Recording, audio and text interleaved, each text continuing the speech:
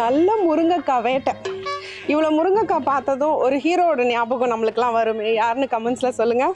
6 மாசம் ஆனாலும் கெட்டே போகாதுங்க இந்த முருங்கைக்காய் ஊறுகாய். வெளியிலே வச்சா கூட 3 மாசத்துக்கு இதுக்கு ஷெல்ஃப் லைஃப் இருக்கு. வீட்ல இருந்து வெளியில போய் தங்கி வேலை செய்யறவங்களுக்கு இது ரொம்பவே யூஸ்ஃபுல்லா இருக்குங்க. ஏன்னா நீங்க இதை இட்லி, தோசை, சப்பாத்தி, பூரி, சாப்பாடு, தயிர் சாதத்துக்கு தொட்டுக்கிறதுக்குன்னு எல்லாத்துக்குமே யூஸ் பண்ணிக்கலாம். இந்த ஊறுகாய் செஞ்சாலும் செஞ்சங்க, எங்க ஸ்டூடியோ ஃபுல்லா 1 டேக்கு அந்த ஸ்மெல் அப்படியே இருந்தது. எல்லாரும் வாங்கி சாப்பிட்டாங்க.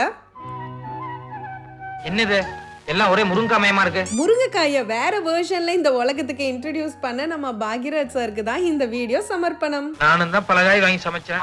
நான் 30 முருங்கைக்காய் எடுத்து நல்லா கழுவி தோல் சீவி இந்த மாதிரி இட்லி பாத்திரத்துல ஒரு 10 நிமிஷம் வேக வச்சு இது உள்ள இருக்கிற ஃப்ளஷ் எல்லாம் வெளியில எடுத்துட்டேன். வீட்டுல இருக்க 50 பேரையும் வேலை வாங்குங்க, இல்லைன்னா ரொம்ப நேரம் ஆகும். இப்ப ஃபர்ஸ்ட் தவால 4 டேபிள் ஸ்பூன் கடுகு, 2 டேபிள் ஸ்பூன் வெந்தயத்தை வறுத்துக்கோங்க. அடுத்து 2 டேபிள் ஸ்பூன் மல்லி, 1 டீஸ்பூன் சோம்பு, 1 டீஸ்பூன் சீரகம் நல்ல வாசனை வர அளவுக்கு வறுத்துக்கோங்க. அடுத்து 10 காஷ்மீரி காஞ்ச மிளகாய், 10 நீட்டு மிளகாய், 10 குண்டு மிளகாய் இது எல்லாத்தையும் வறுத்து அதை எடுத்து வச்சுக்கோங்க. 1 டீஸ்பூன் எண்ணெயில ஒரு கட்டி பெருங்காயத்தை மட்டும் இந்த மாதிரி வறுத்து எடுத்து வச்சுக்கோங்க. சோ இப்போ அரைச்சதை நம்ம முருங்கைக்காய் ஃப்ளஷ்ல சேர்த்துருவோம். இதுக்கு 2 டேபிள் ஸ்பூன் கல்லுப்பு, 1 டீஸ்பூன் மஞ்சத்தூள், 1/4 கப்புக்கு வினிகர் சேர்த்து நல்லா மிக்ஸ் பண்ணிக்கோங்க. ஒரு 15 to 20 மினிட்ஸ் ஊறுனா போதுங்க. இப்போ ஒரு அகலமான பாத்திரம் எடுத்துக்கோங்க. நல்லெண்ணெய் 125 ml, கடுகு எண்ணெய் 80 ml எடுத்திருக்கேன். உங்களுக்கு எந்த எண்ணெய் வேணும்னாலும் நீங்க யூஸ் பண்ணிக்கலாம். இதுல 30 பல் நாட்டு பூண்டு, வாசனைக்காக 5 காஞ்ச மிளகாய், கருவேப்பிலை 2 கொத்து சேர்த்து வறுத்துக்கோங்க.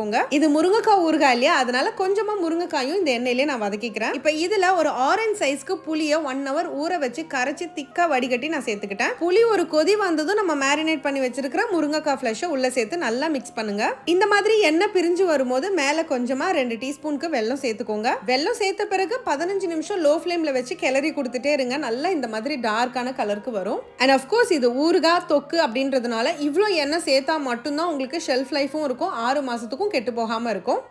எனக்கு சீரியஸாக எச்சோ ஊறுது. நான் ஒரு வாய் இதுலேருந்து எடுத்து சாப்பிட்றேன்.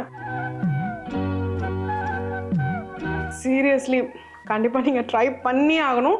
அவ்வளோ டேஸ்டியாக இருக்குது. காரம், புளிப்பு எல்லாமே சூப்பராக கரெக்டாக இருக்குது. நிச்சயமாக ட்ரை பண்ணுங்கள்.